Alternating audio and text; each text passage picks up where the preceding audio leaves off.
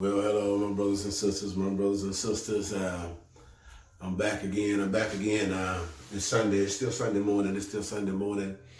There's a few things that I wanted to address. There's a few things that I wanted to talk about. Let me put this up here for my daughter. Good. There's a few things I wanted to talk about. I'm gonna talk about something right quick that I've been observing. One thing I want to talk about that I've been observing,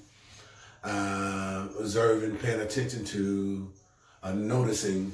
One of the things of a prophet is to see someone who watches, that notices. And the thing about it, everything that you see, you don't always say nothing. Because sometimes some stuff that God allows you to see or some stuff you see is a teaching thing where you're watching for patterns. You're looking for a certain behavior. You're noticing a certain behavior. And so those are things that I do. I study a person's behavior. I study patterns. Because, a pattern is what 21 days it builds it can start a habit, or it can start a habit by 21 days. And so 21 to 30 days can break one. And so people form a lot of stuff, and it comes through repetition. Doing the same thing over and over and over again. That's what makes anything grow. That's what makes anything brings life to it. If you keep thinking about it, if you keep talking about it, eventually it's going to become real. If you listen to whatever, because words are seeds. Words are seeds. Words are seeds. And words are seeds and words are sound. And so in that, you have to be careful. That's why Jesus said, take heed how you hear. Jesus said, take heed how you hear. And the reason why he said that, and for this reason, that's why Jesus told the disciples to take heed how you hear, because every word that you hear, whether it's good or bad, is seed. And based on your ear and based on when you listen to it, will determine if it gets in your spirit or not. Because you become what you think. You become what you think. What you think, you become that. Scripture says that out of the abundance of the heart, the mouth speaks. You become what you think. And so you have to be careful of words. You have to be careful of words. You got to be careful of the words that you hear.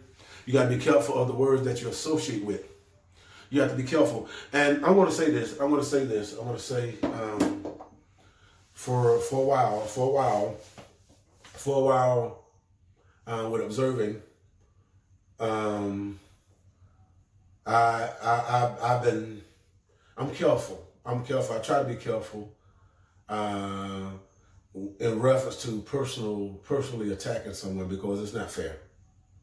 And it's not right to personally attack someone, especially by calling them out by their name. Personally attacking someone maliciously. And see, the thing about it, God looks at your heart. A lot of times, even when people are wrong or something like that, I'm going to expose you. The God does exposing. God does exposing. You get on there and you call yourself exposing, it ain't nothing but flesh. Nothing but flesh at all, because the scripture says now, when you see your brother overtaking the fault, the scripture says, consider yourself, check yourself, and go to that person in the spirit of meekness and restore him,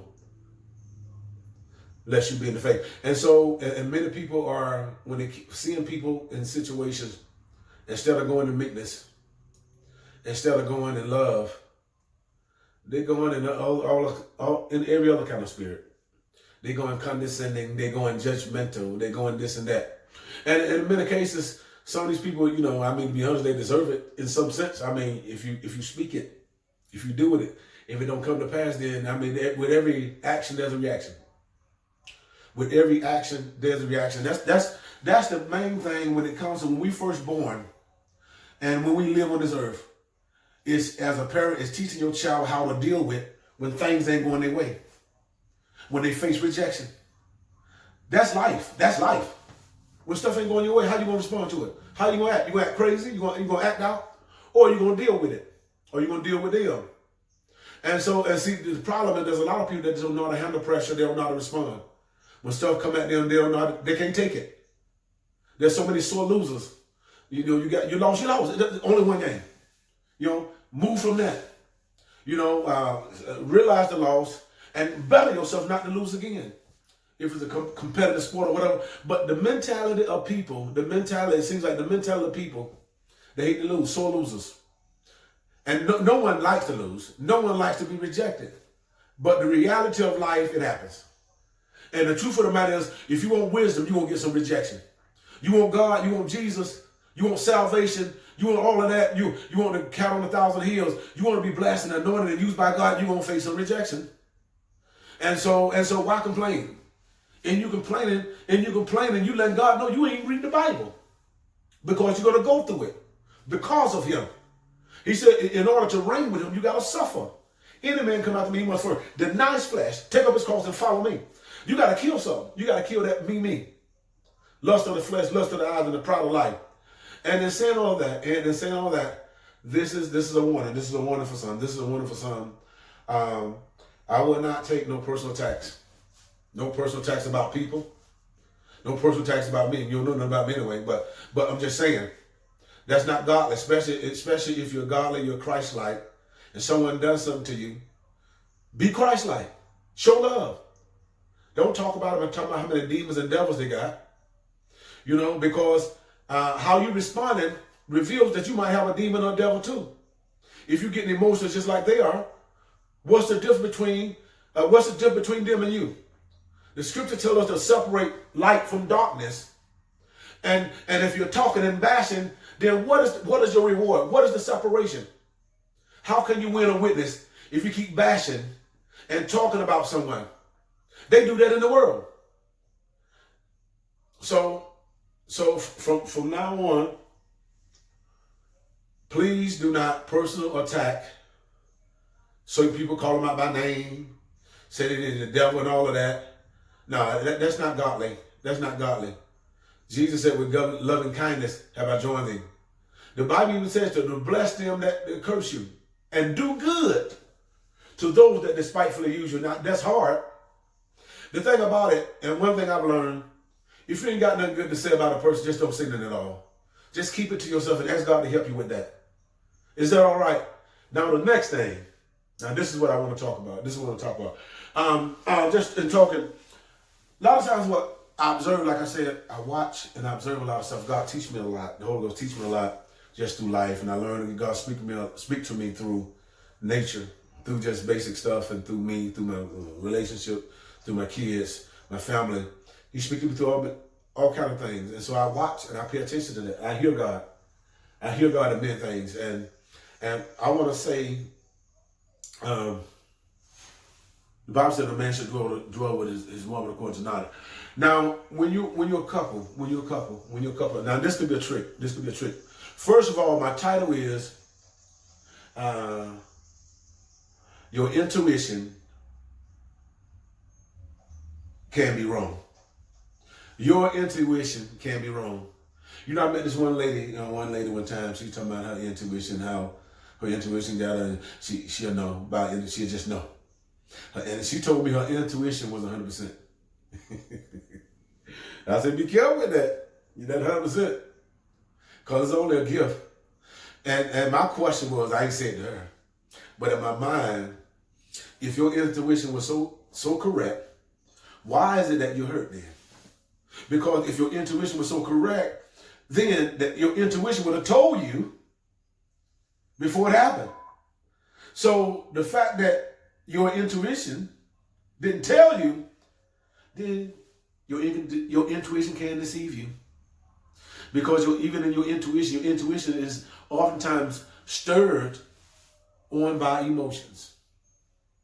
And we know who controls emotions. Flesh, the enemy. He can use and play with your emotions by music. Did you know that? Music can change your emotions. Music. A person talk good, sing, smile, all this music. And all of that can change your mood, and you not even know it. And you thinking oh man, this is it. And you think, oh, that's him. And all the time they plotting. They just trying to get at you. Not just trying to get you, trying to get at you. To try to destroy your life, to make you look like a clown. That's what the enemy does. The enemy will try to draw you out, play with you, dangle certain things like when you're going fishing, dangle a carrot to get you out there then to make you look stupid. That's what he want to do, make you look that way. Expose you. But we're not ignorant. But like I was saying, me and my wife, I notice as we do this, and we know each other. We know each other. And a lot of times we know what each other is thinking before they say it, and sometimes she answers or I answer, what she's thinking, what she want to do. And, we know each other. See, but the enemy would use that right there. The fact that we think we know each other. We know each other. And there'll be situations where we think we know each other. We'll make decisions without including another person, without calling another person, without talking to another person. Simply because we know each other. Or when you get in an argument, you feel like you know each other, you become mad. Because now that intuition talking to you again. Now you think it's intuition, but it's anger. So my thing is just be careful, be careful. Don't use the fact that you know him. Don't use the fact that you know her. You know how they think in many cases and what they want to do in certain situations. Don't assume. Assumption is something else. Assumption, boy. Ooh. You might know, you might think you know, but sometimes you don't know.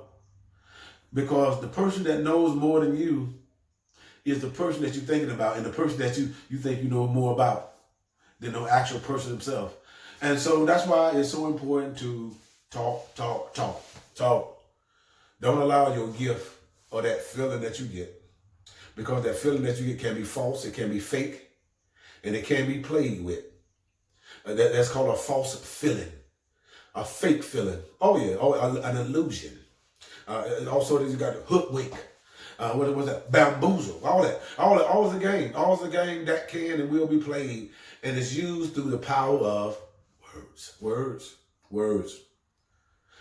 There's life and death in the power of our tongue. Just think about the words that you know. Who taught you the words? Who taught you what that meant? Who taught you how to say that? Who taught you how to do that?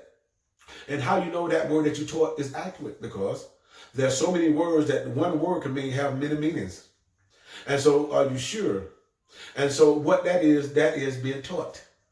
That is also being indoctrinated with a certain word, or when they believe in a certain thing. Because you assume, because that was the teacher, so the teacher knew, and because the teacher knows, just listen. Trip, ain't it? Y'all have a good day. God bless you.